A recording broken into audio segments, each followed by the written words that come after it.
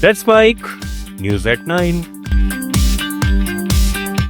ये है let's mic more than radio और अब प्रस्तुत है न्यूज एट 9 समाचारों के साथ मैं महेश सिंह। ईरान बनाम इजराइल अमेरिका टकराव के 52वें दिन अमेरिका और ईरान के बीच तनाव एक बार फिर बढ़ गया। अमेरिकी नौसेना ने स्ट्रेट ऑफ हर्मुज के पास एक ईरानी झंडे वाले कार्गो जहाज तोस्का को जबरन जब्त कर लिया। अमेरिकी राष्ट्रपति डोनाल्ड ट्रंप ने कहा कि ईरानी जहाज ने उनके नौसैनिक ब्लॉकेड को तोड़ने की कोशिश की, जिसके बाद अमेरिकी मरीन्स ने जहाज पर कब्जा कर लिया और उसके इंजन रूम में गोली चलाकर उसे अक्षम कर दिया। ईरान ने इसे सशस्त्र समुद्री डकैती और चीज फायर का उल्लंघन बताया तथा जल्द जवाबी कार्रवाई की चेतावनी दी।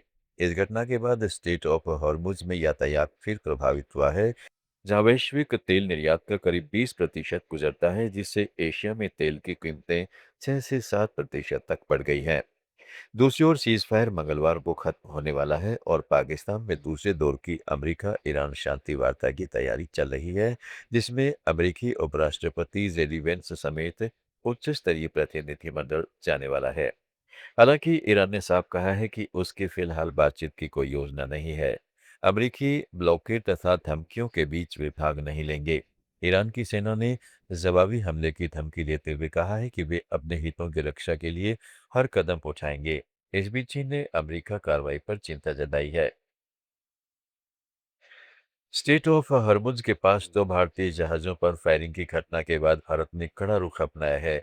विदेश मंत्रालय के प्रवक्ता रणधीर जायसवाल ने बताया है कि भारत ने ईरान के राजदूत को तलब कर इस मामले पर गहरी चिंता जताई और भारतीय जहाजों की सुरक्षा सुनिश्चित करने के साथ सुरक्षित मार्ग देने की मांग की। बताया जा रहा है कि यह घटना दुनिया के सबसे संवेदनशील समुद्री मार्ग पर हुई, जहां से वैश्विक तेल सप्लाई गुजरती है। फिलहाल मामले की जांच जारी है और ईरान ने भी जांच की बात कही है, लेकिन भारत ने साफ कर दिया है कि अपने जहाजों और नागरिकों की सुरक्षा से कोई समझौता नहीं होगा। As my colleague gave you details of that, when the firing incident happened, this happened on Saturday. The two of our ships came under firing. When this matter was reported to us, we took it up very strongly. We called in the Iranian ambassador. He had a meeting with the foreign secretary. The foreign secretary conveyed our deep concerns on this incident and also reiterated the point that we have been making, that we attach very high importance to the safety and security of our mariners, of commercial shipping, and that there should be unimpeded transit through the Strait of Nepal airlines ने अपनी अंतर्राष्ट्रीय connectivity बढ़ाने के लिए काठमांडू और ढाका के बीच सीधी उड़ानें शुरू करने की तैयारी कर ली है। राष्ट्रीय नेपाल एयरलाइंस कॉरपोरेशन ने बताया कि इस रूट पर फिजिबिलिटी स्टडी के लिए अब एक सब कमेटी गठित की गई और प्रारंभिक काम चल रहा है। हालांकि बांग्लादेश पड़ोसी देश है, लेकिन अब तक नेपाल एयरलाइंस ढाका के लिए कोई उड़ान नहीं संचालित करती थी। इस रूट पर वर्तमान में बांग्लादेश की विमान एयरलाइंस और नेपाल की प्राइवेट कंपनी हिमालय एयरलाइंस सेवा दे रही है। अधिकारियों के अनुसार अध्ययन रिपोर्ट आने के बाद ही ढाका उड़ान की अंतिम मंजूरी दी जाएगी। नेपाल एयरलाइंस ने मार्च के मध्य से काठमांडू दिल्ली रूट पर भी 3 अतिरिक्त साप्ताहिक उड़ानें बढ़ाकर कुल 10 उड़ानें प्रति सप्ताह कर दी है। कार्गो ऑपरेशंस को मजबूत करने के लिए अलग टास्क फोर्स भी गठित की गई है। इन कदमों से नेपाल का क्षेत्रीय हवाई संपर्क और मजबूत होने की उम्मीद है। समाचारों में फिलहाल इतना ही।